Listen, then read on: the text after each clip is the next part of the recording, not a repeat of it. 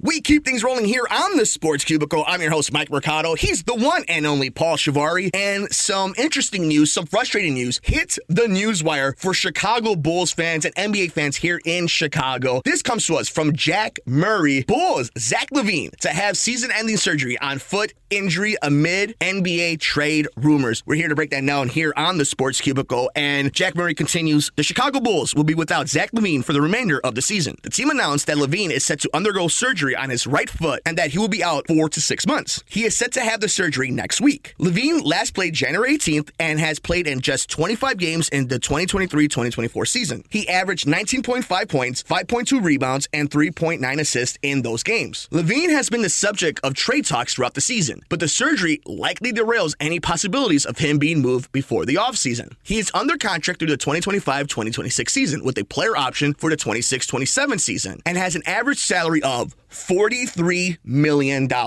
He is a productive player, as Jack Murray continues on his article. He is a productive player as he averaged more than 20 points in the 5 preceding seasons to 2023-2024. But adding a contract of that size was seemingly a hang-up for prospective buyers in trade talks. And I suggest you guys continue on that article of Jack Murray over at Bleacher Report. Bulls Zach LaVine to have season-ending surgery on foot injury amid NBA trade rumors. So, Paulie, this is something that we've been talking about on the show for a little while. The problem the Bulls have on quote-unquote running it back. And I think this has been the frustration if you're a fan of a Jerry Reinsdorf-owned team, where that constant, we are this close. We have the right core. We can just make one move here, and if we run it back, and if we get healthy, and if everything aligns our way, we're going to make a run at this thing. And it seems to be that constant stepping over one's foot over and over again with the Chicago Bulls and the Chicago White Sox, and specifically the Chicago Bulls. And I think what just frustrates me the most, Paulie, more than anything is, as much as I inherently, or I think I trust Mark Eversley and Arturas Karnisovas in their acumen, the way they did things in Philadelphia and the way they did things in Denver, it just seems to me that this has been one mistake after another and that this team is snake bitten. And when you have that and you're trying to make good on something that you know just doesn't work, it feels like you're spinning your wheels over and over again. And I think that's where the Chicago Bulls are right now, and what this injury really spotlighted for me as a Bulls fan, as somebody who watches Chicago Bulls basketball. And I think it was a messy journey to get here when you had Zach LaVine asking to be traded earlier on in the offseason. Mm-hmm. So it's not like this is something that hasn't been in the air. And I don't know, from you, from the outside perspective, watching this, hearing this injury, and kind of seeing where the Bulls have been the last few years, what hit you when you heard this story, when you heard this news that Zach LaVine had this injury, was going to be out, and kind of the ramification it has now for the Bulls moving forward? I thought immediately maybe they should have moved on from him 2 years ago, like I was saying they should have. But instead they give him a very high contract. Max deal. And I'm sure when he's asking for a trade, that hampers them, where no matter what, they have no leverage in trades going forward because there's no way they're going to get the haul that they want. Not to pull in a different sport, but Dylan Cease right now in the White Sox, I guess what the White Sox are asking for, it's been confirmed by other GMs saying that what they're asking for is such a large haul. And in that regard, similar to where I'm going to bring this home to LaVine, is you don't want to give up such a large asset for not much in return. Now, if the goal is to shed money off of the payroll, then yeah, go ahead and get rid of them for that second round draft pick or, you know, a couple of role players, bench guys, whatever.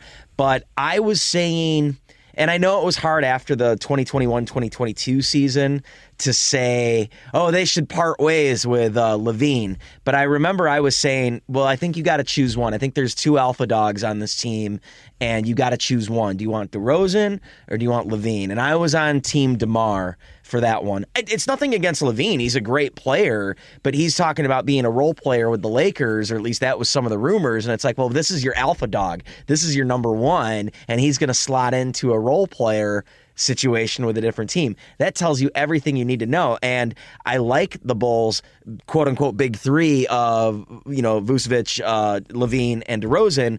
But the problem is on any other team, that's not a big three. So I think in roster construction in general, it was poor to begin with. Then that max deal really hampered them. Now they're stuck with him. That's not terribly a bad thing, because I think LaVine's still going to be a decent player after the injury. That's the hope. It's not going to be all-star caliber basketball that you're getting from him. But I think if you're stuck with him, then you're stuck with him. And this is in the grand scheme of things. This is why I hate when guys get max deals. I hate when the market only continues to move upward. I get that that's where the dollar's going, and that's just how things work. Nothing ever reverses course. But I also hate when teams twiddle their thumbs after their major asset is sitting injured, worthless for them, and now the entire franchise is at a standstill because one guy gets a $40 million a year deal. So I think the Bulls made their bed. They're sleeping in it. I don't feel sorry for them. And if they can get rid of LaVine, do it, but just be prepared that you're not going to get much in advance. And maybe it's time to clean house. Maybe it's time to get rid of Billy Donovan. Maybe it's time to get rid of Vucevic. Maybe it's time to get rid of DeRozan and any of the other side players and just build a new core and see what you can. I know Bulls fans don't want to hear this because we've been in basketball purgatory since basically 1999, or basketball hell since then.